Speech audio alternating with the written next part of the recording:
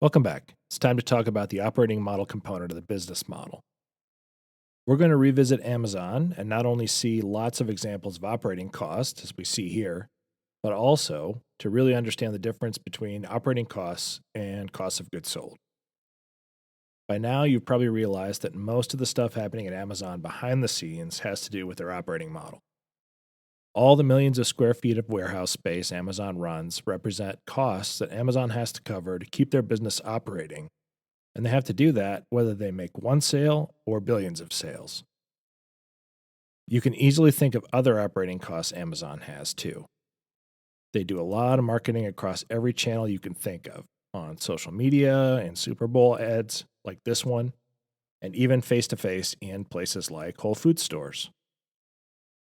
Those stores, along with their warehouses, corporate offices, and their massive data centers, are all examples of the many, many costs of operating Amazon's business day to day.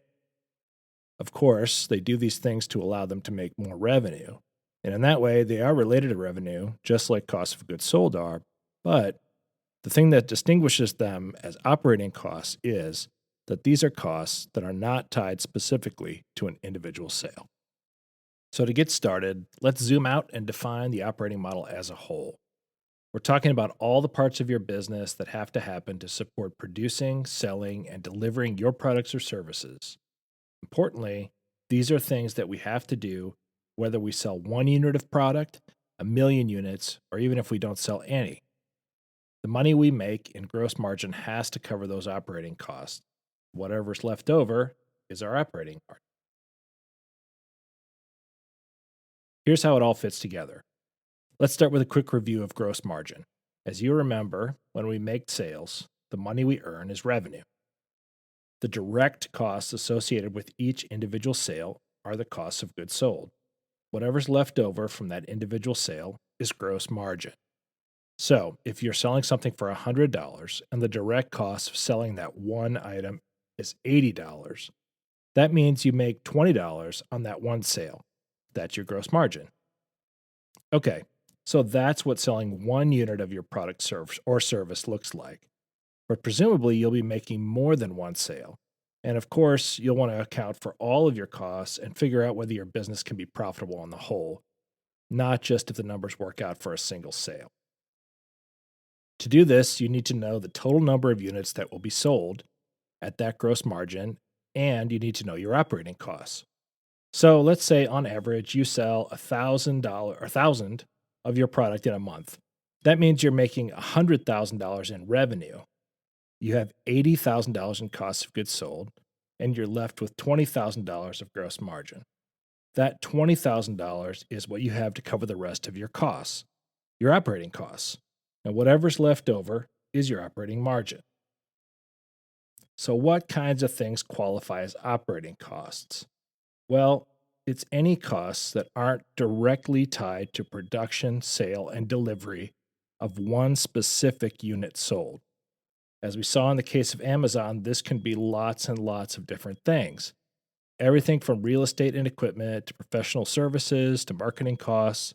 And for Amazon, just like many or maybe most businesses, one of the most notable operating costs is the salaries of the people who work there. Let's just take a minute to dig into a really important point. When it comes to business model design, you need to be very clear about which costs are costs of goods sold and which are operating costs. This is a very specific way to think about defining costs, and I'm advising you to think about it this way very intentionally. There are many different legitimate ways that organizations define and allocate their costs that you might have heard of before. So, for example, you might have heard people talking about variable costs versus fixed costs, or you may have heard terms like depreciation or amortization associated with costs, which is all about understanding how costs affect the business over time. Or you might have seen costs broken down by a company's division or line of business in an annual or quarterly report, for example. But when it comes to designing your business model, deciding whether any particular cost is a cost of goods sold or operating cost is not only helpful, but it can make a big difference in whether and how your model works. Let's look at a quick example, and hopefully I can show you what I mean. So the woman on the left is Tina. She's a sales rep for a company that makes high end espresso machines and other equipment for cafes and restaurants. Tina gets paid on a commission. So anytime she makes a sale to a coffee shop, she gets a commission payment that's 20% of the sales price. So the man on the right is Jerry. Jerry is a barista at one of the coffee shops that Tina sells to. Jerry gets paid a straightforward hourly wage. He really likes working at the coffee shop because he makes $15 an hour and he can count on always getting his regular 6 a.m. to 2 p.m. shift Tuesday through Saturday every week. But even better, all the baristas in the shop get along really well, and it's really easy for him to trade shifts whenever he needs to. So, both of these people are important pieces of their company's business models. Is paying them a cost of goods sold or an operating cost? What do you think? And why do you think so? So, pause the video for a minute and think about this. Okay, you're back. The first thing people typically observe when asked this question is that both of these cases are paying people at a variable cost. Tina gets paid only when sales happen, and Jerry gets paid only for the hours that he's working, unlike someone with a set annual salary. This observation is usually followed by a discussion of whether other costs for each employee are fixed or variable. For example, health insurance costs, which might stay the same year to year, or they might change over time. But in fact, whether costs are fixed or variable has nothing to do with it. It's really all about which costs can and should be tied directly to a single sale and which are not. So Tina's commission is a cost of goods sold because it's directly tied to one particular sale. If she sells $100 worth of equipment in a week, they pay her $20. If she sells $10,000 worth, they pay her $2,000. And if she has no sales that week, they pay nothing. The cost of paying Tina is directly tied to each sale, so it's a cost of goods sold. In Jerry's case, he's paid hourly, and although he likes his predictable shift schedule, the number of hours he works could vary a lot from week to week. Seems like a variable cost, right? And it is. However, Jerry gets paid the same hourly rate whether he makes 1 cup of coffee or 100 cups of coffee, or if the shop's totally empty and he just sits and chats with the dude who's there to perform live music to an empty room.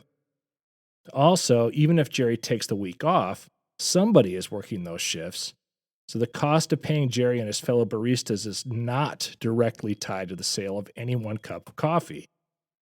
It theoretically could be, but it doesn't make much sense for the cafe owner to think about labor costs this way.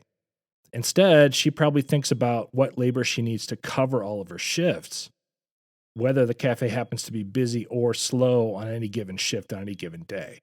So it's not tied to direct costs of selling a cup of coffee. So this is an operational cost.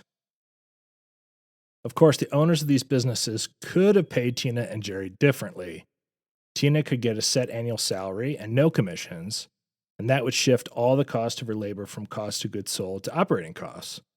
In the same way, Jerry could get paid by the number of cups of coffee that he makes. That's the way they could do it. And in that case, the cost of his labor would be tied to each coffee sale, and it would be a cost of goods sold. And you could probably think of lots of reasons why you might choose to pay somebody like Tina or Jerry using one model or the other, and how this might really affect how your business works. These are business model design questions, and business model design is what you, as the entrepreneur, need to do. It's worth taking a second to reiterate that we are absolutely not talking about accounting here.